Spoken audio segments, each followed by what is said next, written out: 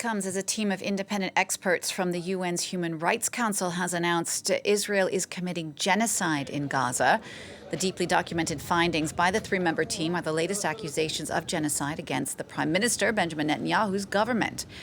Israel has rejected those claims from the UN, the Israeli Foreign Ministry calling them distorted and false. Some 60,000 people have been killed in the almost 2 years since the war broke out. Half of them are thought to be women and children.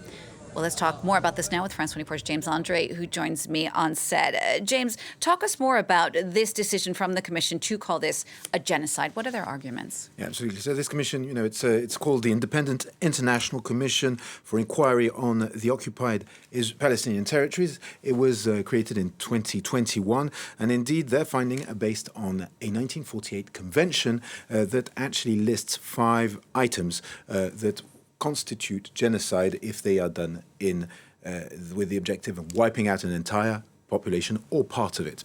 And so we have these now on the screen. As you can see, the convention. So for this commission, Israel has fulfilled 4 of those 5 conditions. The first one being, killing members of the group.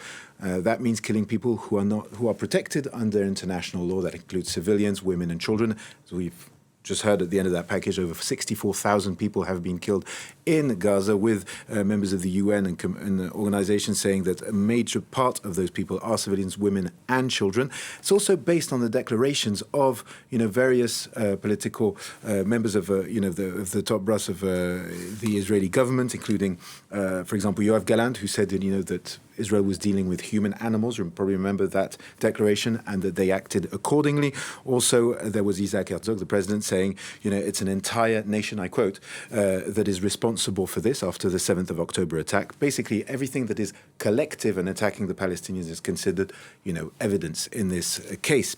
Then, if you take the other items, it's 4 out of 5, if we can have them again. But you see, also, causing seriously bodily or mental harm. So that would be forced displacement, all the injuries that have been sustained by the Palestinians. Then there is deliberately, afflicting health care and other structures, everything that has to do with food, water, basic living conditions. And as you know, there's been a months-long siege on Gaza that was enforced by the Israelis. So, of course, that falls under that item, along with the destruction of various hospitals and health structures that were destroyed by the Israelis in their bombings.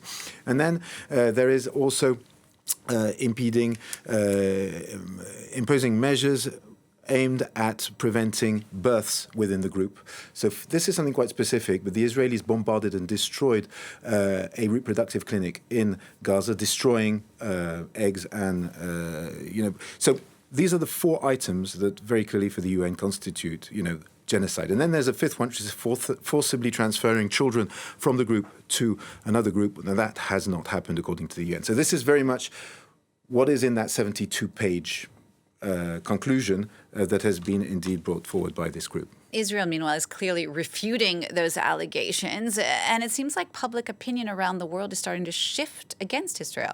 That's absolutely. So Israel is consistently saying that their objective is to, inflict as minimum damage as possible. That the objective is very clearly to destroy Hamas and to, have the Israeli hostages come out of the Gaza Strip. But it's true that internationally we're seeing mounting anger over what these images we are seeing coming out of Gaza and the situation there, with a lot of the world not understanding why a renewed offensive taking place today with 2 divisions is required in Gaza City.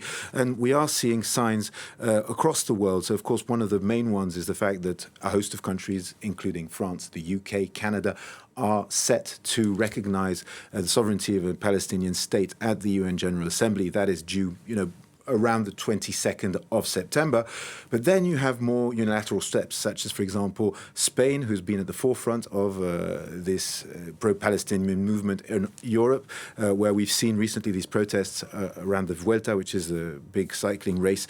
We have the Prime Minister who has called for boycott in international sports events, but also sanctions with exports of weapons and equipment to Israel that have been banned. You can talk about Belgium, where, for example, example, a prominent conductor that's just been named at the head of a German Philharmonic orchestra has been banned from giving a concert in the country. That's only the tip of the iceberg, with lawmakers taking decisions in order to cut off some commercial ties between the country and Israel.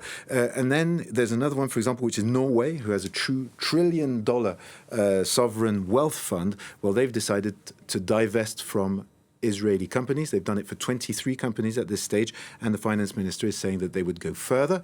So this, of course, is worrying Israel as well. Benjamin Netanyahu, this Monday, said in a conference that Israel would have to rely more on its own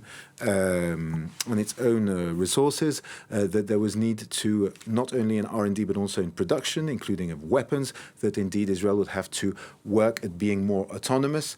So, of course, all this points to a situation where the country is becoming a bit of an international pariah in the face of what we are seeing happening in Gaza at the moment. And James, just very briefly, 1 week from the UN General Assembly, several countries are due to officially announce a Palestinian state. Yes, absolutely. Now, France was, it was Emmanuel Macron's will, and he stated that a few months ago. He's taken on board a few countries, the UK, Canada, also Australia. These countries are putting some conditions on this. Now, the question is, will they actually do it? But yes, this is very much the plan at this stage. They want to recognize a Palestinian state, which has been done by over 130 countries at this stage around the world. With a big question mark is what that will have as an actual impact on the ground, given the situation. In the same time, Benjamin Netanyahu has very clearly stated that, if this were to happen, well, he would move. The government would move to annex the whole of the West Bank. So what we have here is very clearly mounting political tension around this possibility of recognizing the Palestinian state. And the UNGA is going to be, a very contentious moment due to, of course, all these questions around the potential Palestinian state. James, thank you for that. France 24's James André.